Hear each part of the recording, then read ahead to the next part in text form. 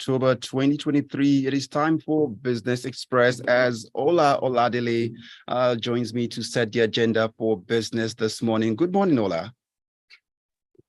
Good morning, Omatseye. How are you doing? I'm well, thank you. And you? Great. I'm great. All right, as you can see, the cardigan is missing today, so you should also let them know too, because you called me out on that, so you should let them know too. Friend. All right, let's begin to clear your in-train this morning because we've got quite a lot to cover. And let's begin with the balance carried forward yesterday. We were talking about the telcos, and there's been this agitation and kick for them to say, look, other sectors have been, experienced some marginal increase in how much they charge for their services. Why should we be different? So they've taken their case to the National Assembly. So speak to us about what this is all about and if it is really fair at this time. So, the fact is that they are highly regulated. The telecoms industry is highly regulated, and of course, because it's like banking. You're regulated. You can't joke with your regulator, and the minimum price or the price that they can charge, right, is set by the regulators. So they went to the National Assembly to say this thing hasn't been reviewed in 6 years, right? It's logical because cost of living, they should have increased salaries for their staff. The cost of powering up cell sites, all those things have gone up. So they are going back to the National Assembly to say, please, can you review this thing? Of course, as a user, I don't want to give them the answer yes, but you also want them to be sustainable, meaning that you don't want them to go into losses. But we may argue that with profits that they are declaring despite all this, right? So are they just trying to make more money? But I mean, it's a business, and if a business needs to adjust its pricing, then maybe there needs to be some consideration and maybe finding a middle ground. But I think in terms of the general economic environment, their request is valid, right? But as an individual on the other side that will be paying them more money, would I prefer that they stay where they are? Yes, I would. That looks like you're making a case. You're making a case for them, but in all of this, what you're saying is there should be a human face in business too, even if we must make profit. Exactly. Yeah, you put it right. There should be a human face because everything is going up. So if you can, and you are still fine, why not? If not, why can't you stay where you are? No, it would be great if you. Before I let this matter rest, there's this issue that keeps nagging inside where Nigerians, we tend to feel like, why can't these networks sometimes just, for all they've made from this country, won't they just say, look, open the lines and let people just call freely? Just we always feel we've never had that kind of bazaar from these telcos. Well, it's a business. Think about it from this angle. I mean, maybe I'm just being pragmatic and I'm not going to say what you want me to say. But the fact is that it's a business. If you were a shareholder of the company, what would you say? Maybe you do that once, but in perpetuity, there needs to be a business model that will support it, right? But as it is right now, we've not seen it. So maybe there's some creativity that they can bring to the table that can make that happen. But for now, we don't have it. Well, I'll let that rest for now. Let's drift away to transportation matters, where this is precisely Lagos. And it seems since they've introduced the takeoff of the blue rail line in Lagos, well, there's been buzz about it and how it would shape the mix of things and crash prices of transportation fare, bus and the rest of it. But there seems like there's a good news somewhere along the line, the increase of the number of trips from Marina down to Mile 2. I'd like you to speak to us about this. Yes, so the state governor of Lagos State announced that the number of train trips will increase from 12 to 54, starting from 16th of October. They also said that they are going to fully electrify the rail line, right? And it's important for people to note that in case you wanted to do proposal on the train line, just rethink it. Don't get shocked in the process. But basically, I think it's good news. Because number one, I have a friend who sent, when he saw this news, he sent a video of when he went on an excursion. He just went on the rail line just to see, on the blue line just to see, and it was so full. it was worse than Moluwe of those days. It was so full, right? So obviously we need more trains, and I'm very excited that yes, we're moving from 12 to 54, and then by the end of November, 74. What that might mean is that maybe a train will come in every 5 or 10 minutes, kind of thing. So if you know, like the London Underground, where if you miss a train, you are not under that, oh, I missed it. You are not going to be fighting because another one is coming, right? And I think that's amazing.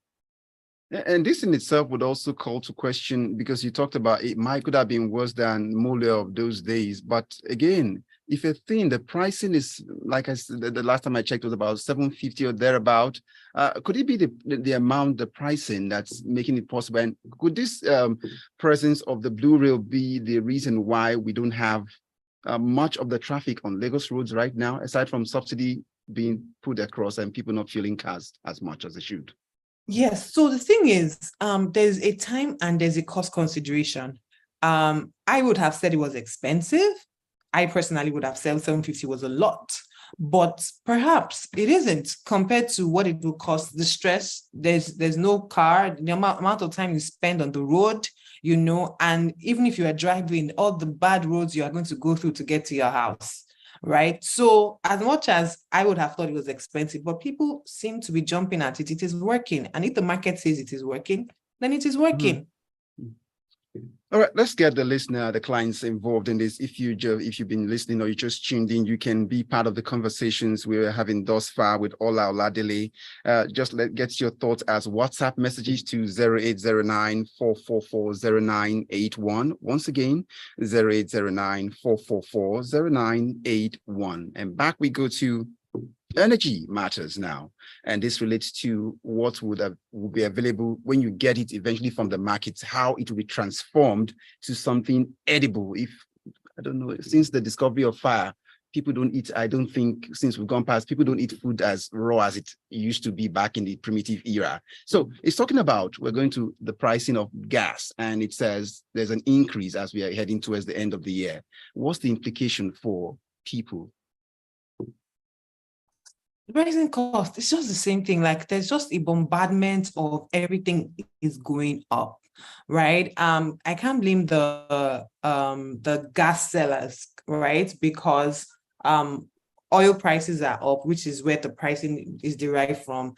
FX is not looking fantastic, right? So as you see the black market, which is where most people can source their USD, as you see it going up, then you know that it's going to filter into these things. And it's quite unfortunate because, I remember when I used to buy a 12 kg cylinder for 2K, 2.5, even 4K not too long ago. And the last one I bought was at 13,000, right? And they're even saying that it's going to get worse. And I can see why it will get worse, because if this currency keeps sliding as it is doing, except if the government wants to do subsidy for gas too, which is unlikely, right? It's going to keep sliding. So I don't know what, maybe firewood, maybe communal cooking, maybe that's the plan B, or maybe there's some solar cooking, what's it called? Cookers that they should to the market to help us. Let's use our sun, But it's not funny. Firewood certainly doesn't look like it's a clean source of energy to power the home in terms of the kitchen. But before you mentioned all of these creative ideas you talked about, now even solar to power gas, I just hope a businessman is listening and then give you the credit for raising that up. But I was already thinking of maybe we might have to revert to eating our food raw if the price of gas gets too. Well, that's sushi, but nah, not happening. Okay, well, we'll see how the time would prove if I'm right or you will be right eventually. But let's get back to a major oil player and in the oil and gas industry, and we're talking about ExxonMobil and relating to its assets and the sales. What's happening? Why are they doing this? So ExxonMobil, this is like old news, like months ago when they announced that they were selling some of their onshore assets to Seplat, right? But then they were dragging on approvals, right? So what this news is that the regulator is about to close the sale. Like it's about to happen. But basically what had happened was that the international explorers, they are selling their onshore assets. That means their assets on land, oil infrastructure on land, and they're just keeping the ones offshore for security because they have security issues. And I mean, this is one thing that this current government needs to address, right? Because it is costing us stuff.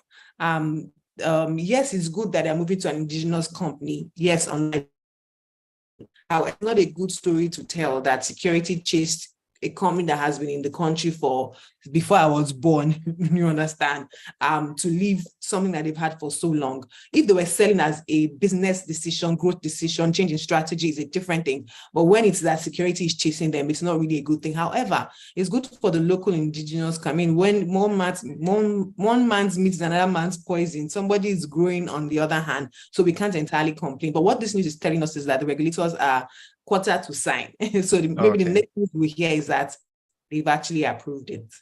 All right, that's like a good one. But once again, let's get the listener, the client involved in this on 0809-444-098. When I see messages dropping already, but let's get to, we're almost getting your intro cleared already. But let's get into this issue of the Minister of Works, Dave Umahi, is talking tough. It seemed to have been, since he resumed office, apart from the time where he was locked in his office for about some hours. But it looks like he's shaking that off and he wants to do the job. And they're saying it sets a 14-day deadline for contractors. Would this even shake these contractors we see in this country to work faster on the roads? Well, we just have to wait and see, right? The Minister of Interior came and said 2 weeks and it worked. We could have been at 2 weeks, been on this thing. Do you understand? So we have to wait and see. The only thing about it is that maybe for the passport people, it takes 20 minutes to print a passport, but it might be different for fixing a road or building a road. It might not take 2 weeks. So there's a chance that it can be abandoned somewhere in the future, right? But it's good that he knows that things need to be done. My question would be, what are the consequences if it doesn't happen? Because these are long-term, high capital intensive projects, not 50K, 70K of a passport, right? So let's wait and see. But for us, it's also highlighting that, okay, the minister is up and running, and let's, as much as possible, call our brother or sister who is doing the project to say we are going to do the project. Okay. But that's to avoid consequences. So could the absence of consequences in road construction, especially when you work for government, be the issue why we have abandoned project littering the landscape of the country this way? Yes. In fact, I think lack of consequences is what's affecting us in a lot of ways. Just the fact that if you are working with the government, you can get away with a lot. They will make noise, but when one government moves on to another, it gets forgotten. And I think that processes our conversations in terms of, okay, say, but don't say,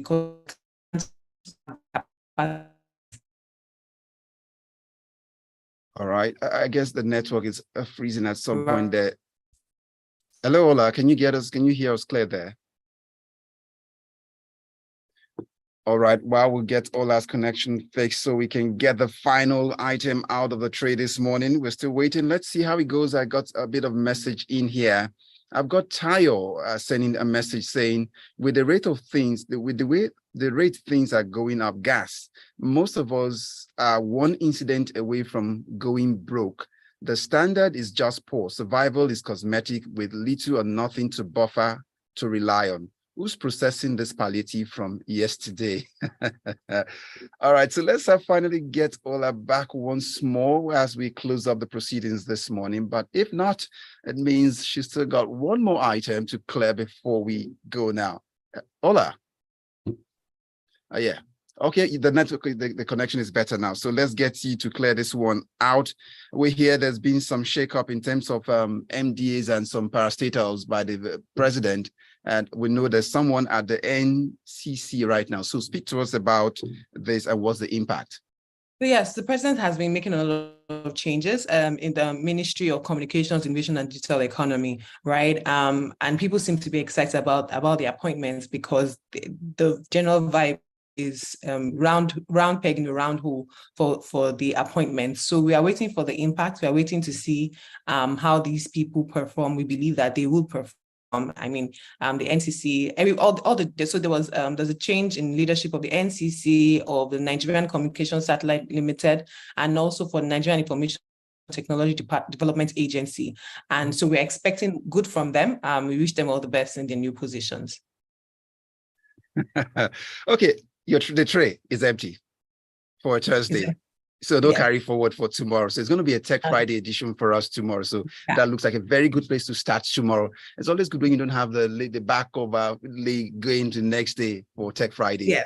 So I've got a final one in here from Tayo. Tayo sent in a message which I read a while ago. It said the presidency new appointment before the weekend. What's going on?